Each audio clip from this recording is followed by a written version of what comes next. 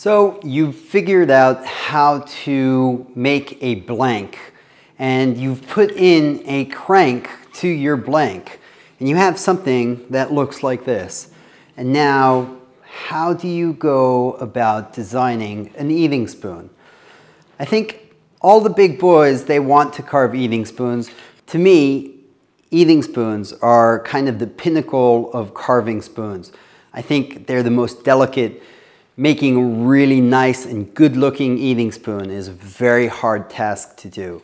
In this video, nice, quick, short, and fast, I'm going to take you through some quick design tips that I use when I carve my eating spoon. This is the spoon that we are going to carve together during this video. I'm not going to be showing you any quick techniques of carving, more about designing and how I get to kind of the desired results that I'm looking for when I'm carving an eating spoon. Follow for more videos if you want to learn how to make the actual crank of the spoon and just, kind of quick and simple axing techniques. There are going to be more videos on this channel in English for you. So please hit the like button, follow, and subscribe. And hopefully my content will be good for you and you can learn something or two from my videos.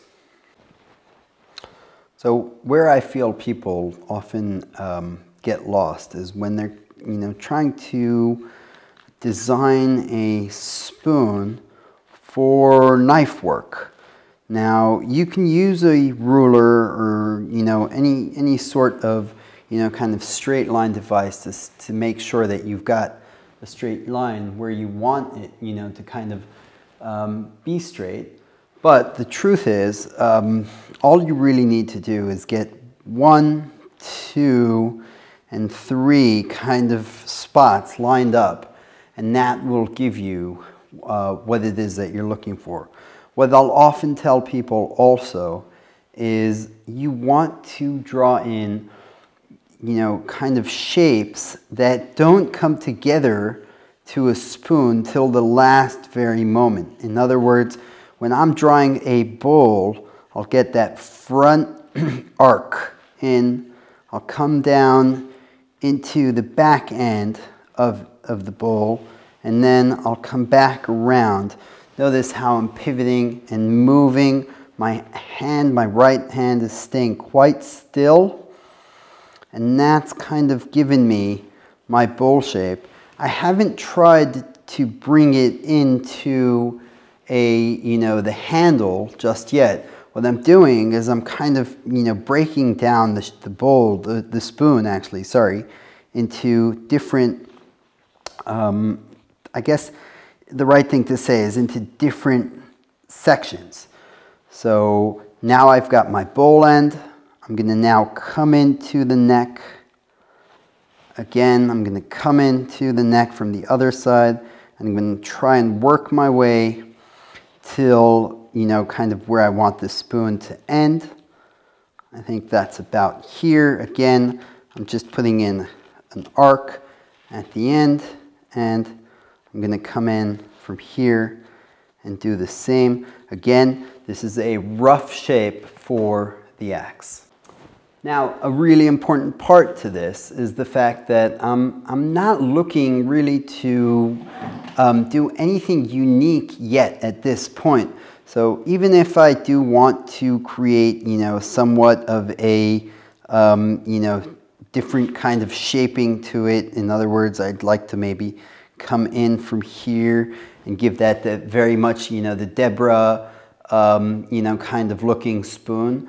I'm not going to put that in my initial design. Again, I'm designing for the axe, not so much for the knife work. In other words, I'm not yet envisioning the completely end product. What I'm doing is I'm envisioning a product that will look, somewhat like this and still rough and big in shape, but at the same time, I'm going to try, to bring it as close as I can to a shape I want it to be in. And then from there, I'll kind of move into the knife work And again, what I'll do is I'll redesign it, and I'm going to show that to you in just a second. So what I was, pretty much speaking about earlier was the fact that I've made a quite bulky design, and I'm now axed down to it. And what I'm going to do is, off camera, I'm going to get down to that original shape before I do any kind of changes to my design.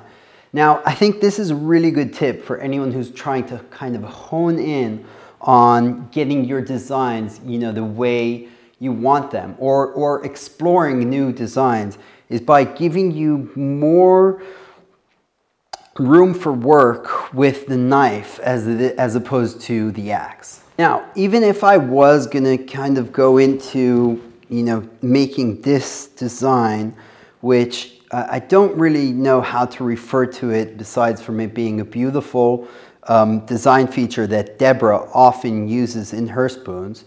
And I'm going to put a link in the comments below if you guys don't know who Deborah is. It doesn't really matter for me at this point to draw in anything unique, because I'm going to come around and erase these markings and put in a new design before, I go down to kind of the thicknesses and the different, shape that I actually do want. Just a quick and fast note on coming down, to the lines. What I'm working now on is the plane view. At no point in this, kind of point of time am I going to go into the three-dimensional shape on the bottom or on the top. All I'm looking to do is get really nice square sides to the plane view. In other words, I'm gonna try and get things really squared off. This is a point where I'm gonna kind of have to make certain decisions about design.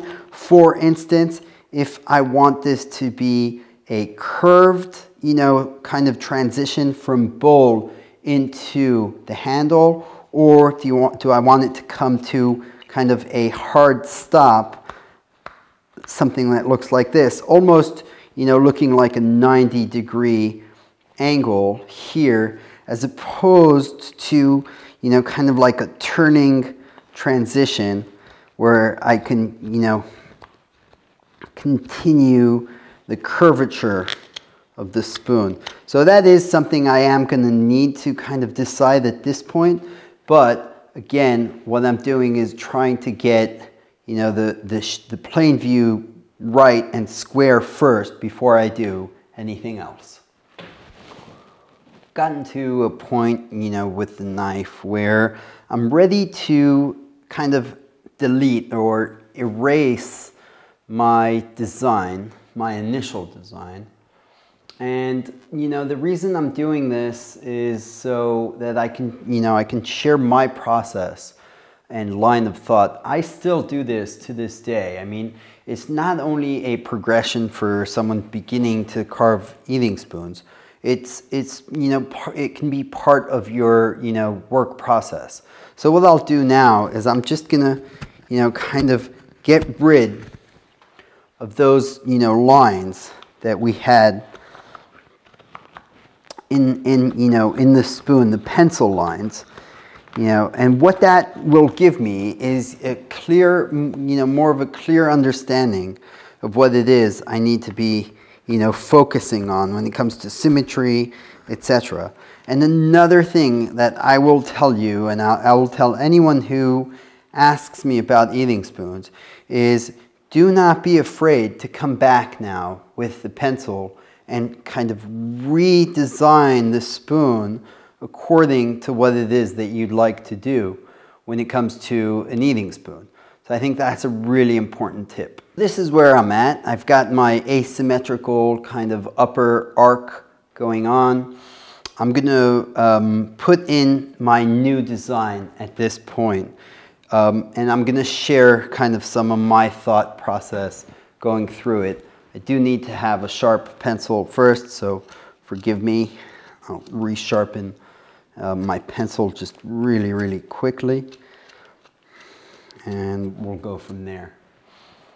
So I am going to reinstate kind of my center line, and it might have shifted or changed, but it looks like I'm pretty much still on the center that I was looking for, and that's gonna, you know, look somewhat like that.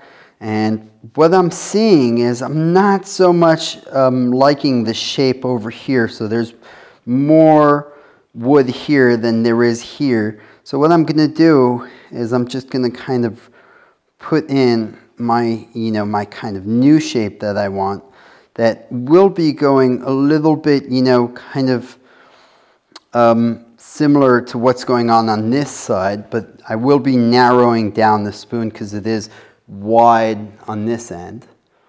I hope you guys are seeing the, you know, the different pencil marks.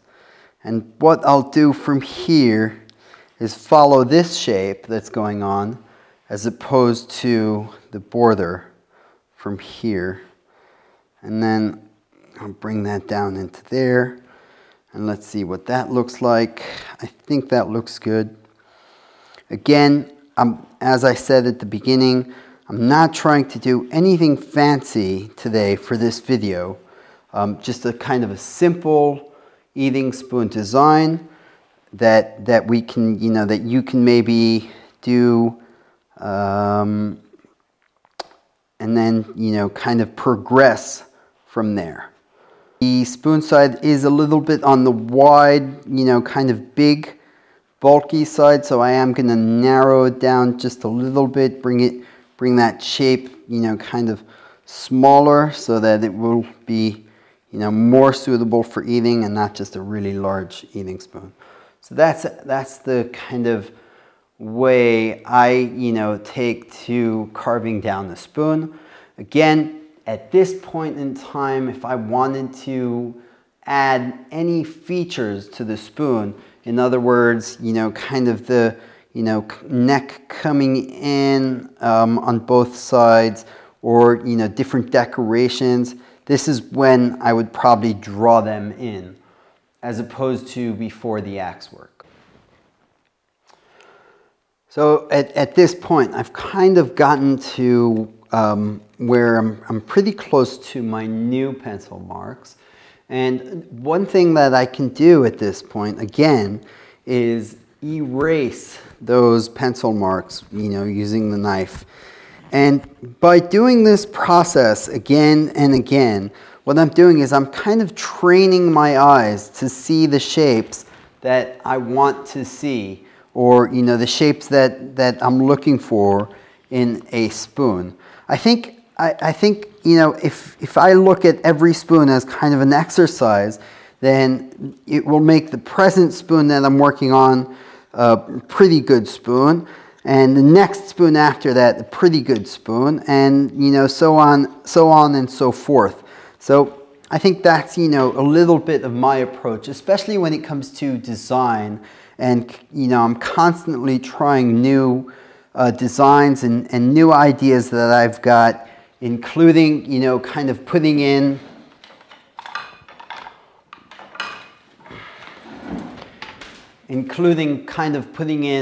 you know, different features into different designs, and trying to see, you know, what works and what doesn't, and what can, you know, make a good looking spoon as opposed to something that isn't really a good looking spoon.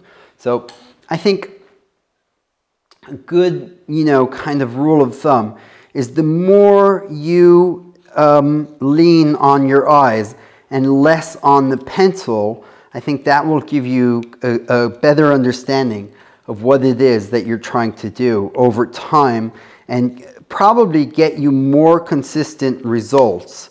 Again, that being said, you could probably use a template and, you know, make the same spoon every time 100 times, and that will also be consistent and give you the same results. But I feel like design is more about you know, being creative and doing things differently every time. Just one last tip before we're done with this video. I'm holding up my box of unfinished spoons. The spoon that we've been working on is right over here. I've taken some, you know, some of the wood out of the actual bowl part, and I've left it quite bulk. And what will happen is now it's going to dry out a little bit, and I'm going to come back to it when it's a bit drier and really, you know, kind of hone in on the design that I want. I think as a mental break, that's really, really important, especially when you're working kind of on new designs. I'm going to put this spoon in the box. I'm going to come back to it in a day or two.